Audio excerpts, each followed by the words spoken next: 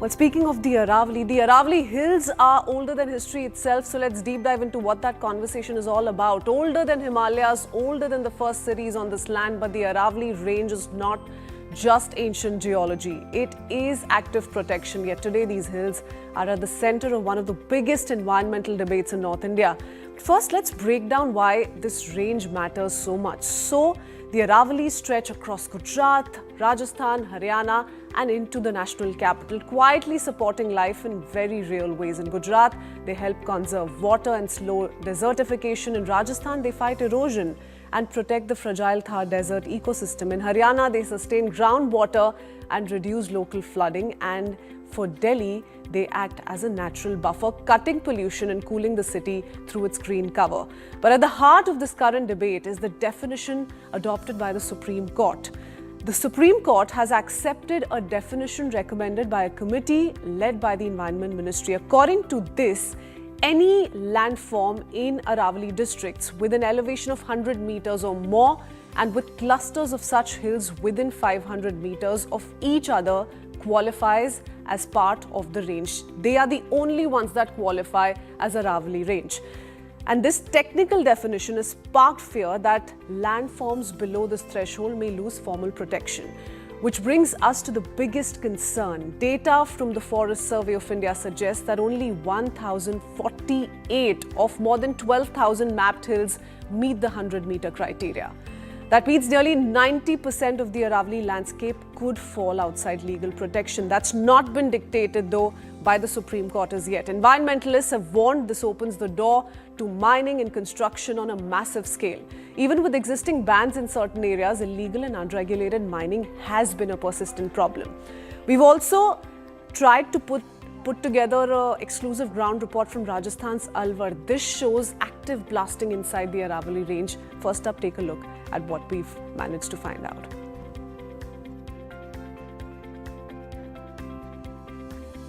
First of all, let me show you exclusive visuals from the Aravalli range. This is the area. We are currently in the Alwar district of Rajasthan, and these are the exclusive visuals of Aravalli range. Now, this hill that you are now currently witnessing is less than 100 meters, right? Now, according to the new rules also which were published by the PIB, we saw that, even if there are 100 meters of, hilltops and the side by slopes, even those slopes will be protected.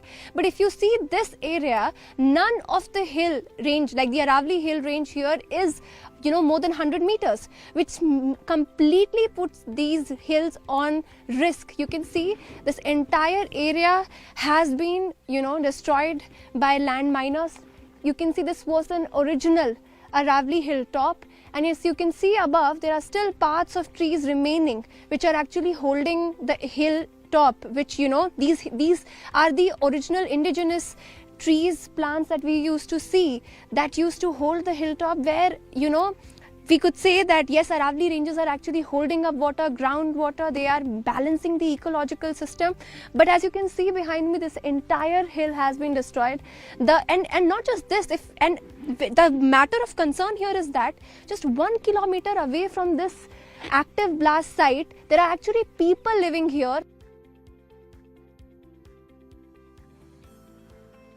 All right, so that's the reality on ground. Let's understand what this means for the future of the environment in this region and also talk about the citizens' concern at the moment. First up, we're joined by Sangeeta Nair, core member of Aravalli Bachao Citizens Movement. Good morning, Sangeeta. Thank you for sparing the time. It's been all right. Also joining us this morning is Dr. Smita. She's an environment activist and assistant professor in Department of Geography at Amity. I do want to go across to Dr. Smita first. We're still trying to establish a great connection with Sangeeta. Dr. Smita, how is this conversation shaping up in classrooms, in lecture halls? What's the sense that you get of the citizens' concern at the moment? This is not just limited to opposition coming in from Delhi NCR, from people residing in Gurgaon, but across Rajasthan and beyond. And we've seen how there have been several loopholes that have allowed illegal mining for years now. Despite bans, despite several orders, the situation seems to have unchanged. What has triggered this latest wave of protests as per you? See, here in the academic world, what we are looking at the event is from the perspective, the government hasn't taken the perspective of the environmental people. Environmental people in the academics, let's say, per se, the researchers and the academicians, the scientists, the environmental people, those who are really digging and pitching into the what the perception means to the local people and what the perception means to the conception of a hill and a mountain. See, when we see the geography, we see the environment, we see some coordinates are there from which we see a area, what is the height or what are it impacts or how does it influences. So the basic concept of the spatial and the temporal factors, like wherever in the entire hill range, it's about 690 kilometers or more above the Rajasthan areas and the NCR, though the functions have been overlooked. It doesn't matter how high the mountains are or how high the hills are or how high the landforms are, but geomorphologically what their functions prevails and what are the functions where they are actually working on it, and how the human perspective or the anthropogenic perspective is shaping the landform from the climate change areas, from the environmental perspective, from the climate areas, from the disaster perspective. So, the entire perception of the academia, the entire perception of the landform geomorphologically is not being taken care of. So you're saying, We are so you're talking saying the about 100-meter sustainability, but criteria, Dr. Smita, does not meet the backing of science and research. Obviously, because when we talk about the heights, we talk about from the mean sea level. And as per the minister, what yesterday I just found out, and even today we have a news like the Indian Council of Forestry and Research Education, they are going to map the each district shaping into the Aravali's of the mining for the purpose of sustainability. But you won't understand, it is the ecosystem or the biodiversity which is getting affected. Either you mine 100 meter of the perception or either you are mining 1000 kilometers. But the biodiversity which is linked to the species, that is what is at stake.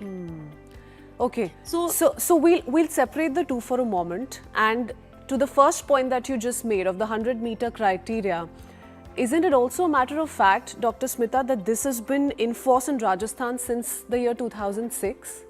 That Yes, they've there actually been is- following this through and through? Yes, but what we were having following, see, the policies have been made earlier also, and the Supreme Court judgments also have been taken care of earlier also. But does each of the time what matters to the Aravali's is, has the local people taken into consideration? Who were the stakeholders who manage these policy making things, or who were the stakeholders or the bureaucratic things, those who were taken into consideration, or who were the Okay. people from the state or from the center, or let's say across So all India or stakeholders pan-India were not taken into Yes. consideration. Were not is taken into what you're consideration. The saying. Okay. holistic or the integrated perspective was not taken into a part of each of the decision making, policy making things. So that is how I fear the sacredness of the hill, or the doesn't matter to the level of the height.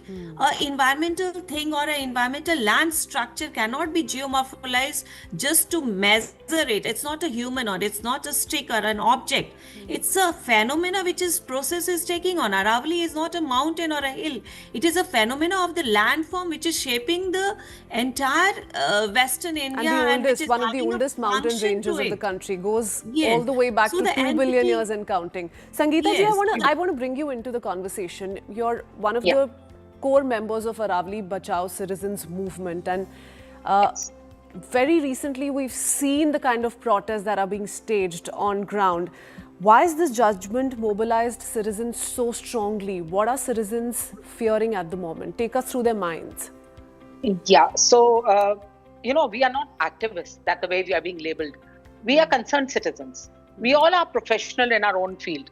And because we are sensitive to the eco matters and to environmental matters, we have come together as a group, and we felt that to do anything, to take an action, we needed a trust. So that's how Aravali Bachao Citizens Movement came together. And a lot of volunteers who are there are on different professions, and we are fighting for the cause that these decisions cause a lot of distress in our daily lives. Like Dr. Smita has very well put, these eco matters are never, the environmental researchers or the people are never taken into consideration.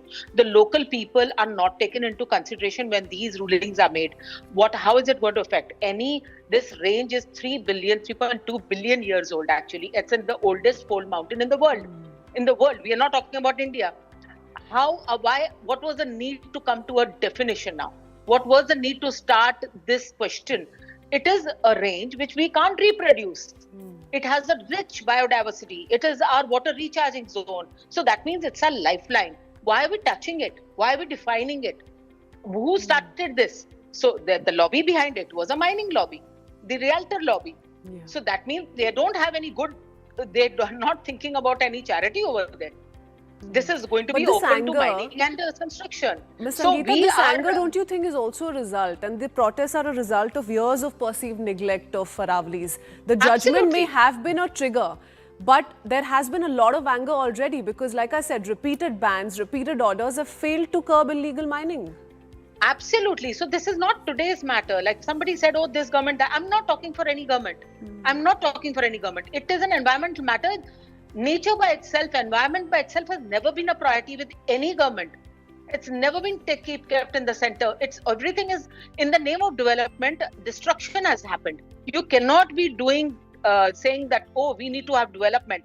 Yes, but have you taken the eco-sensitive matters into consideration? Have you taken that? How does it affect the local people, the biodiversity, the animals who are the actual inhabitants? The planet can survive without human beings, but it cannot survive without the vegetation, without any life on it. So I think we need to understand that we need to save the planet. We need to save the eco-sensitivity of that area. We need to have proper area. A wall which is protecting us from the Thar desert, you are puncturing it. Basically, you are inviting the desert into the city, into the northern area. What future do you expect the northern capital would have? Okay, very quickly, Sangeeta ji, why is there this feeling? Right now, the Supreme Court has not commented on how much of the land is going to be open to illegal mining. It's not gotten into that domain. So, how are we joining the two together? And this I'm just asking to understand what the sentiment on ground is. Exactly. So, they have given a very ambiguous statement, and now that they are arguing about it, that, oh, we are saying that 99% will be saved. Where is the clarity? There are reports by FSI. Those reports have not been attached.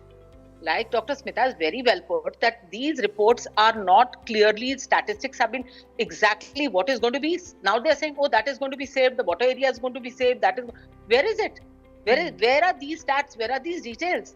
You have just said the 100 meters. Now 100 meter hill and a 99 meter hill, there is going to be a vast difference, and how it's going to be So treated the order according should to this say in rule. as many words, and when the Supreme Court finally does come in on this, because the matter is still sub judice and a lot of reviewing is Absolutely. going to happen, when Yes. it does Yeah. indeed come down to that, you're saying it should be coupled with proper conditions on what is going to be open to mining, what is going to be happening, what's not going to be allowed. All of that should also find a mention in the order, is what you're saying. Okay, great. Technically, yeah. So technically, what we have been fighting for is saving the Aravali's and restoring it, not opening it to mining at all. I Okay. mean, why are we doing it? Yeah. So that is our Dr. basic Smita, question. from a geography and climate perspective, tell us, why are the Aravallis so critical to this entire belt? Because yes, this conversation is something that's going to be had for a long, long time going forward.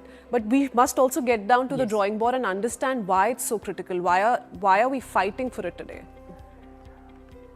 See, the first which I'm really bothered about is it's one of the oldest biodiversity rich area of the world. And when we talk about the ecosystem or the biodiversity, we are focusing on the each species which matters to the making of the entire ecosystem of the Aravallis. That's why, geomorphologically, the height doesn't matter because the species are the mobile. Either we take the flora or either we take the fauna. You have to be taken into consideration of the integrated areas which has to be digitized map according to the basis of the species. Even a 1 square kilometer of an area which has to be mapped according to the sustainability, then there are n number of species which are attached to it. Like let's say the winter is the state of the migratory birds, and there are I'm also attached with the Ornithology TK Royce, so is doing a birth census. Asian waterbird counting is on. And in these cases, when you are disturbing each integrated square kilometer of an area, it does affect one species. And for an ecosystem, this one species matters to maintain the entire food chain and food system. Okay, or the and food, what happens to system groundwater, or the let's say? What happens to air quality? What happens to desertification if these hills are further degraded? Because those are the three big things which are being spoken of by citizens across. So obviously, this Yes, if the this water is what is recharging the zones are groundwater. there. How does it matter? Once you break the chain. Yes. Yes, Dr. Smita, go ahead. These water recharging zones, which are natural, those also have been hampered with the local communities, which have been community outreaches phenomena, a natural phenomena that is getting disturbed. So you are making it unnatural, artificial, anthropogenic factors pushing into the integrated environment of the Aravali. So height or whatever the policies it is, I think before it, each square kilometer of the sector has to be digitized, map in consideration with the community outreach, in consideration with the environment, in consideration with the ecosystem, in consideration with the biodiversity, which integrates the climatic and the function of an entity which is Aravali. It's a phenomena, it's a process. It's not just a landform which is taking your Besides, I think picture the and which number is in sitting itself over is there. worrying. So, If that's official reports have cited that 90% of the Aravalis going by this definition are not going to be seen as Aravalis, then that figure in itself is really worrying. Thank you so much, Ms. Sangeeta, Dr. Smita, for joining us this morning. That's all the time we have. We need to head into a very quick break, but we will keep having this conversation.